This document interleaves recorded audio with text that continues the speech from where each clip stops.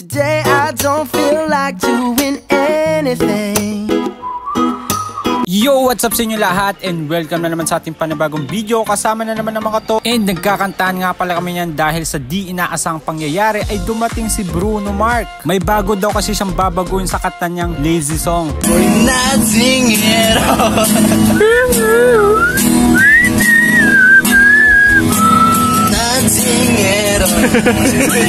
Lasing na Bruno Mars. Ako'y lang sa tulay at nagkikis ang mukha. Eto na ako Bumabakot pa rin sa'yo. Dito naman Nahinto nga pala yung kantahan namin nito mga to dahil sa hindi inaasahang may next concert pa daw si Bruno Mars. Kaya naman hinayaan na lang namin siya. Gawin mo yan hanggang sa Baguio ha. Load ka kay Charles? May load ka? Meron, balik ka? Doon na sila? Si Mark, poporma pa? Wala na yung nakalis na yung pinorman mo. Ulo, mulis na daw. Sino kaya yun? Sino kaya yun? Si Kim Altea. Ang ngiti naman. Oy. Nandito nga pala ulit si Cassandra at kung makangiti parang wala nang mamaya. And habang nandito pala kami ay nagsidatingan yung iba naming kasamaan na youth. Grabe, dumi na yung sapatos natin, no? Tinapak-tapaka kasi nito ng ano eh, no? Taba-tabay. Uy! Sama na ito. Sama na ugali na ito. Look. Ganyan talaga mang asar si Ate Joycey, shota ni Bruno Mars. And by the way pala, magdi-distribute pala kami ngayong hapon ng mga invitation for Christmas party. Ipapamigay namin to sa mga bata. Paya, pati na pala. Talikod ka nga, talikod ka nga. Uy, ay, sino ba yan? Nakakasilaw naman ng Bruno. Yung unggoy sa ano? Ito yung tunay na Bruno Mars. Ano ka ba? Replica lang to eh. Mas mapag yung gold dito kanina. Hindi mo sinubo. Hoy! Para reyna ng kubo. Tinoyo nga pala si Ate Joycey dyan. Tagal daw kasi namin umalis eh. Kaya nagtampo na. Sinabi ko na nga sa kanila na umusad na kami bago pa umusad yung sumpong ni Ate Joycey. Kaya ito, tumatawa pa si Mark. Marami din pala kami sasama para magpamigay ng invitation sa mga bata. And habang papalis na kami, nasa lubong ko pa si Charlie Big Boy. Sabi pa nga niya, salamat daw dahil masosolo na niya ulit yung kubo niya dahil wala na daw tao. At kami yung tinutukoy niya. Nagsimula na nga kaming umalis sa aming kinaroroonan. Medyo late na nga kami nung umalis kami. By the way, sumama din pala sa amin yung iba naming students sa cell group. Para naman may kasama din kami mag-a-assist para ipamigay itong invitation. Sa lahat pala kami magpapamigay ng invitation. Kung naalala nyo, doon natin hinatid yung mga bata nung Saturday school. At nakakamiss din pumunta doon dahil bihira na lang din kami makaparoon doon. Kaya ngayon naman, in-expect namin na maraming bata ngayon doon dahil usually paghapon doon nagsisilabasan ng mga bata para maglaro. Muntikan na nga kami hindi makasama ni Mark dyan dahil tinawag kami ng mga kalalakihan para sa kanila kami sumama. Sabi naman namin walang kasamang lalaki yung mga youth pagsasama kami sa kalalakihan. Kaya pumayag na rin sila. Invitation. Mga lalaki daw. Hey! Pinayagan na kami.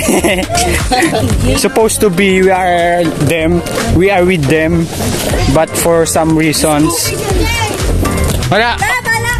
Yan kasi, kasalanan mo yan. Nahuli nga pala sila Bruno Mars dahil sinuyo pa nito si Ate Joycey. Pero ang mahalaga nakahabol sila sa amin kahit ganun yung tulay. Kaya namang hangang-hanga ako dyan kay Bruno Mars pagdating sa mga ganyang galawan. Habang naglalakad pala kami ay may nadaanan na kaming bata para bigyan ng invitation. Ilan ka na po?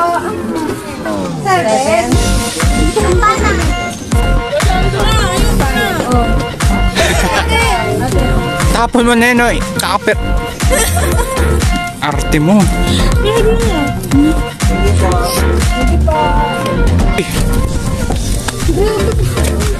Oh, kawawa ka.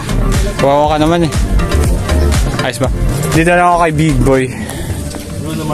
Bruno Mars. Di pa nga kami nakakasampa sa tulay ng Late ay nakadalawang bahay na kami na dinaanan. Sabi pala ni Mark, siya daw yung video ko ngayon dahil papakitaan daw kami niya kung paano daw mangampanya ang isang Bruno Mars. Kaya naman titignan ko kung anong strategy ang gagawin niya sa pamimigay ng invitation sa mga bata. Malapit na nga pala ako mapuno ng storage ng lagay na yan dahil sunod-sunod yung video natin sa Binuangan. Kaya naman wala akong chance na makapagbura ng ibang video dahil magkakadugtong-dugtong tong mga video natin sa Binuangan. Di ko na nga sana ito tutuloy kaso nang hinayan din ako dahil isa din ito sa mga core memory na meron ako. Kaya naman sabi ko kala Charlie Big Boy na hintay-hintay na lang kayo ng onti at mapapanood nyo na yung pinakahihintay yung series natin sa Baguio. Back to the main video tayo. Tuwang-tuwa pala si Bruno Mars nung naglalakad kami papunta sa Late. First time daw kasi niya makapunta dito sa lugar. Hanggang tulay lang po ang pondo ng gobyerno dito.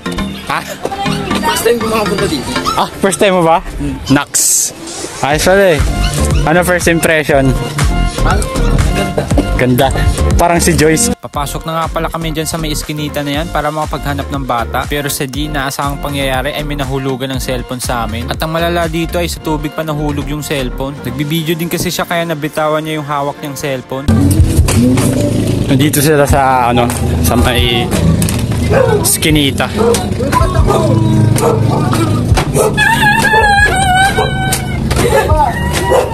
Oh.